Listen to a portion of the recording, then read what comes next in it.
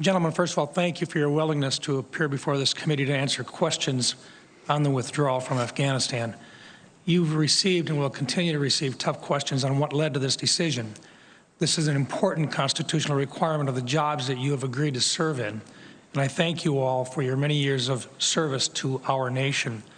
I want to underline the fact that every single member of this committee, regardless of party, is grateful for the dedication and bravery exhibited by our service members, especially those who gave their last full measure of devotion at Abbey Gate.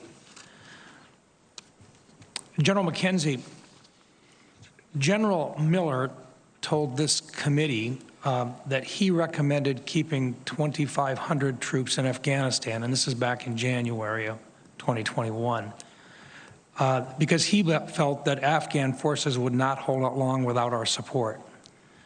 It seems to me that there would have been a process to convey General Miller's recommendation to the President. Can you share the process and who conveyed General Miller's recommendation, and was that recommendation delivered to both President Trump at the time and also to President Biden? So there is a process for delivering recommendations from commanders in the field. I was part of that process. While I've been very clear that I won't give you my recommendation, I've given you my view, which I think you can draw your own conclusions from.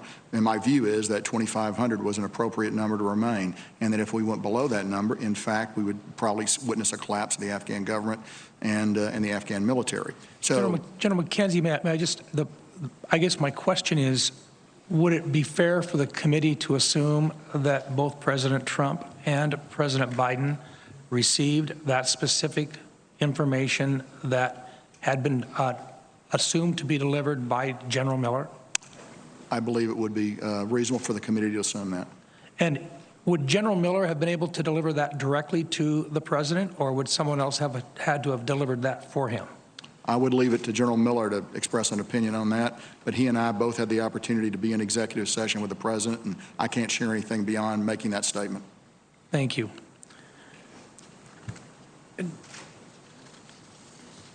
Secretary Austin, this committee was briefed on the series of rock drills, rehearsal of concept drills, that examine the many potential scenarios that could arise through the execution of different types of actions and counteractions. We've been briefed by multiple leaders that the worst case scenario, an unforecasted collapse of the Afghan government, was not something that these drills factored in as a possibility. Is it true that we actually did tabletop exercises and we actually went through these drills and we never assumed that there could be an immediate collapse of the Afghan government? We planned for a range of possibilities. The entire collapse of the Afghan government was clearly one of the things that, if you look at the intel estimates and some of the estimates that others had made, that could happen. But in terms of specific planning, especially with respect to NEO, we planned for a contested environment or an uncontested environment. The requirement to evacuate a moderate amount of people versus a large amount of people. So there was a range of possibilities that we addressed. But never with an immediate collapse of the government. We certainly did not plan against a collapse of a government in 11 days. Thank you. General Milley, I think Senator Cotton made a very good point with regard to the timing, the collapse of Kabul, and the time in which you were asked for your professional military opinion about the path forward. What seems to be the real challenge for many of us is that it appears that in your professional military opinion, it would have been prudent to have used a different approach than a date certain with regard to a withdrawal from Afghanistan.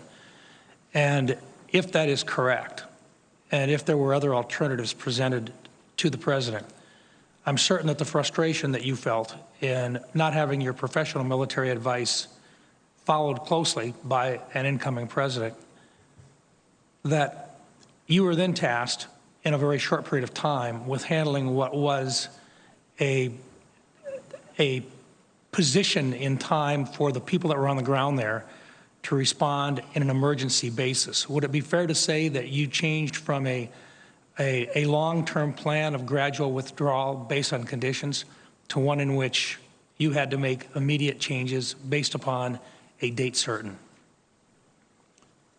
Senator, as a matter of professional advice, I would advise any leader, don't put date certains on end dates. Make things conditions-based.